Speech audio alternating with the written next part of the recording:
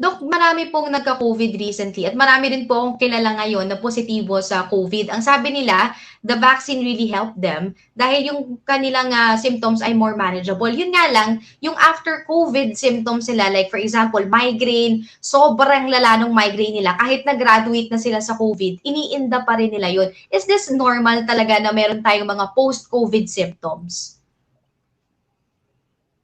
Yes, that's a very nice question again. Sa Amerika, yan ang problema nila. It is a public health and economic problem as well. Kasi sa estimate nila, 30 to 40% ng mga tao ay naglo-long COVID syndrome. Ang ibig sabihin nun, pagkatapos mo mag-COVID, meron ka rin mga simptomas na natitira long after your COVID is gone. For example, meron kang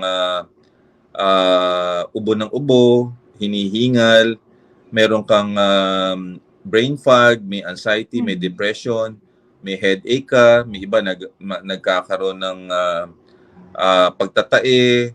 So meron mga ganitong klase. Kaya ayaw mo rin magpahawa kasi hindi mo alam kung sinong pwedeng tamaan ng long COVID syndrome eh.